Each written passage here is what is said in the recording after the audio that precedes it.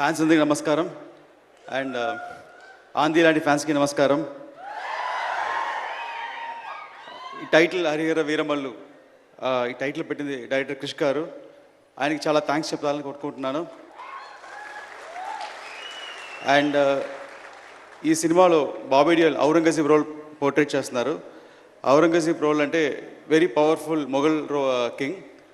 And అతను India మొత్తం canker చేశారు. ఫ్రమ్ ఇండియా అంటే ఇప్పుడు ఉండే ఇండియా కాదు, అటు ఆఫ్ఘనిస్తాన్ నుంచి శ్రీలంక దాకా అంత పెద్ద పవర్ఫుల్ రూలర్. అంత పెద్ద రూలర్కి నిద్ర పట్టేది కాదు, ఒకే ఒక వ్యక్తిని చూస్తే నిద్ర పట్టేది కాదు. అది ఎవరంటే మన ఛత్రపతి శివాజీ. ఆయన ఉన్నంత వరకు నిద్ర పట్టేది కాదు. ఎప్పుడెప్పుడా అతను ఎలా అటాక్ చేస్తే భయంతో ఉండేవాడు.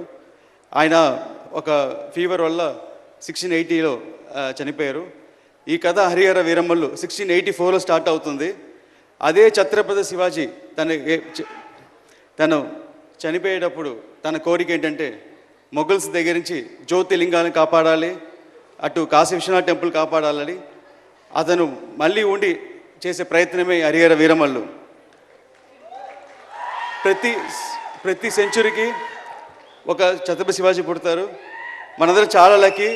ఈ 21st సెంచురీకి మన పవన్ సార్ ఉన్నారు. We are very lucky. ఇలాంటి టైంలో మన సనాతన ధర్మం గురించి మన కోసం ఒకరు ఫైట్ చేసే మనలో ఉండేవాళ్ళు ఉండటం. అండ్ ఈ స్క్రిప్ట్ని ఎలా అనుకుని రాశానో, సార్ ఒక మంచి ఫైట్ తీసుకున్నారు ఈ సినిమాలో. ఒక 18 minutes ఫైట్. ఆ ఫైట్ అంశం చూస్తే రియల్గా బ్యాటిల్ ఫర్ ధర్మం మీకు కనిపిస్తుంది. దాని ఒక ఇన్స్పిరేషన్తో మొత్తం ఒక స్క్రిప్ట్ ఒక షేప్ మారింది. So thank you sir. And first ఆ ఫైట్ ఎడిట్ చేసి నేను డైరెక్టర్ త్రివిక్రమ్ గారికి చూపించాను. నేను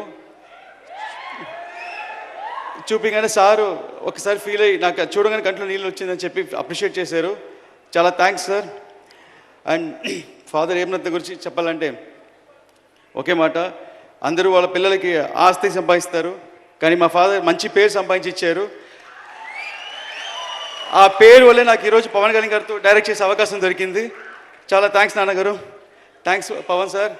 అండ్ ఒక చిన్న ఇన్సిడెంట్, సినిమా షూటింగ్ అంతా అయిపోయింది. ఒక 3 days ప్యాచ్ వర్క్ ఏదో ఉండింది. ఆ టైంలో సార్ ఒకసారి నన్ను పిలిచి ఇలా సినిమా చూడాలన్నారు. నేను ఒక సినిమా చూపించాను. ఒక 2 days నాకు కమ్యూనికేషన్ లేదు. సండే ఈవినింగ్ నాకు నెక్స్ట్ ఏం జరగబోతుంది, సార్ ఎలా ఫీల్ అయ్యారు ఏం తెలియలేదు, ఎలా ప్లాన్ చేయాలని తెలియలేదు. ఒక చిన్న లో ఫీలింగ్లో ఉన్నాను. అది ఆ ఫీలింగ్ వచ్చిన టైం ఏంటో తెలియదు. సడన్గా నాకు త్రివిక్రమ్ సార్ నుంచి కాల్ వచ్చింది.